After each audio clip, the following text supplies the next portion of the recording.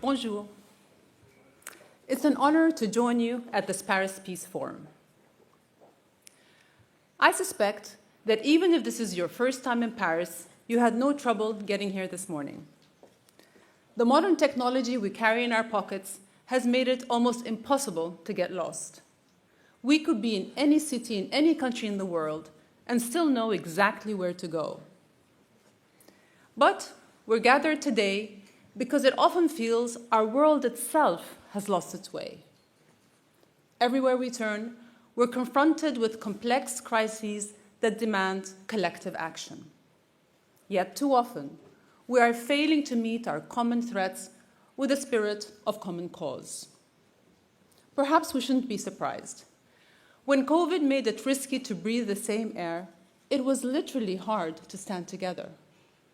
The war in Ukraine has sent shockwaves across the geopolitical terrain. Inequality is driving disillusionment and enabling extreme voices to break through. The forces of outrage and misinformation are crowding out compassion and common sense. Too often, so-called facts are no longer self-evident or connected to any evidence at all. We've seen an alarming erosion of public trust in government, trust in the media, trust in each other. So, the theme of our gathering has it right. We are facing a convergence of crises. But I want to challenge us all to aim higher than just riding out the storm. Our world is off balance. Simply trying to keep things steady is not enough. We should treat this moment like the shake-up it is. It's time for a paradigm shift, and that will take 4 critical realignments. Renewing our faith in truth, recognizing that we all have equal worth, safeguarding the future, and believing in our ability to remake the world as we wish it could be, as we know it can be. Let's start with truth. We must tell it like it is and act on what we say. Honesty is the foundation of trust, but words are not enough. Cynicism flourishes in the gap between words and deeds. Take, for example, the climate crisis and the chasm between promises and policies. We have shown we can set ambitious goals, but what's the point if we don't follow through? 7 years ago, right here in Paris, world leaders pledged collective action to limit greenhouse emissions and prevent global temperatures from rising. And yet, as the UN Secretary General declared last month, we are falling pitifully short of those commitments. Earlier this week, President Macron warned that the climate emergency is here. The most recent UN climate report estimates that temperatures will rise a full degree past safe conditions, and that we have no credible path to meeting our stated goals. What is our excuse for further delay? Is it selfishness, denial, an expectation that if we wait, someone else will fix the problem for us? The planet is burning and melting and flooding before our eyes. It's too late for wish lists. We need binding to-do lists to save both our credibility and our planet.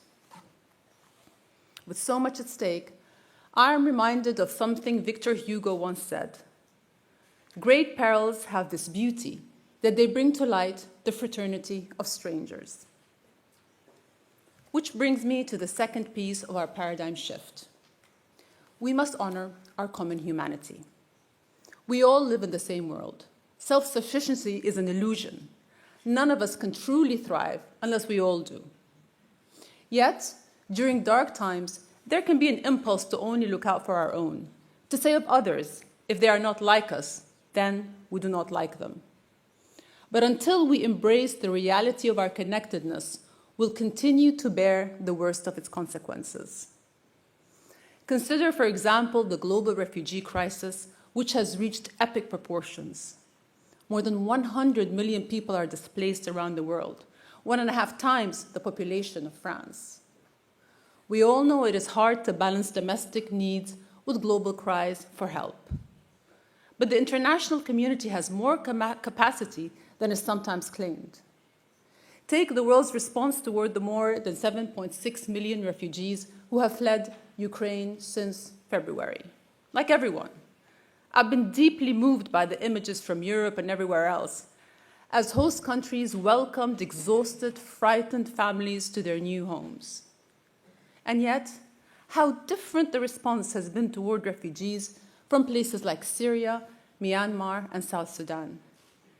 Those people too had been driven from their homes. They too were frightened for their lives. What accounts for the contrast in compassion? Does skin color make all the difference? Too often, the barrier isn't budgets, it's bigotry and bias. With such a flawed moral compass, it is no wonder our world feels as though it's lost its way. And as long as our response to challenge is raising walls instead of will, we will be condemned to strife and suffering without end. So our paradigm shift must include recognition that all of us have equal worth. But it's not enough to recognize the humanity of people living in faraway places. We must equally value those who will live in an entirely different moment in time. And that leads to part 3 of the paradigm shift. We have to act in the service of future generations. Because what we do today is about tomorrow, too. Our choices will affect people we will never meet, but who matter as much as we do. We see a glimpse of their faces in our children and grandchildren. Last year, in a global survey of 10,000 young adults, more than half thought the things they value most will be destroyed. 40% said they'd hesitate to have children of their own. 3 out of 4 said the future is frightening. Is that the way we want young people to feel? That it's all downhill from here? We who still hold the social, economic, and political levers of power have simply got to do better. Our power isn't a right, it's a trust. Our job is to be good stewards of our time. What matters is not the next election, or the next financial quarter, or the next generation of smartphones. What matters is doing right by the next generation of humanity. Because the truth is, despite all the doomsday predictions, humanity is just getting started. To understand what I mean, consider this thought experiment from philosopher Toby Ord. As he points out, the typical lifetime of a mammal species is 1 million years. Can you guess how old that makes us? From an ecological point of view, humanity is still in our teens. We still have so much left to do, so many possibilities ahead. And we've never had greater tools, greater knowledge, or greater ability to achieve the impossible. Which is why the last piece of our paradigm shift must be renewing hope and confidence in ourselves. Despite all our shortfalls, we do have every reason to. With each new day, we read of advances and breakthroughs that sound like miracles. Images that capture the dawn of the universe, a new malaria vaccine, a laser-powered chip that can transmit the entire internet nearly twice per second. And despite the multi-crises we face, humanity has made enormous progress. In the past few years, 1 billion people have risen out of extreme poverty. Infant mortality has fallen by more than half. More children go to school and fewer go hungry. 2 billion more people have access to safe drinking water, more than ever before in human history. Even on climate, for all the work that remains, let's not lose sight of accomplishment. In just 5 years, we have reduced expected warming by nearly half. It's not just technology that's enabled these wins. It's collaboration and trust, the instinct to help, the goodness that resides in human hearts. I think of families in places everywhere who've opened their homes to newcomers in need. The global scientific community working together to create a life-saving vaccine in record time. Entire neighborhoods singing together from their balconies, making music during the worst of the pandemic. And this conference itself, with all of you coming together to share insight and encouragement. The engine of hope remains our ability to imagine something new, something different, to believe that things can be better than they are, and then act to make it so.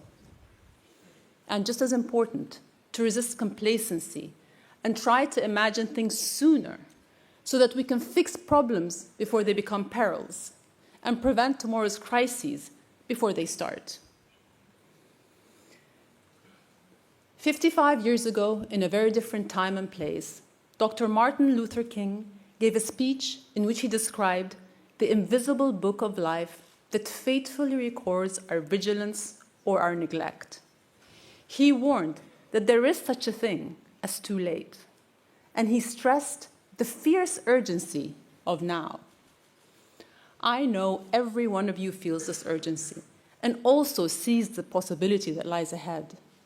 Whether strangers or old friends, we share common faith, faith in truth, in one another, in our future, and in ourselves. Let these be our guideposts as we chart a worthy path forward. Let us prove we are not too lost, we are not too late. Every moment, we have an opportunity to get it right. Let us meet our moment together.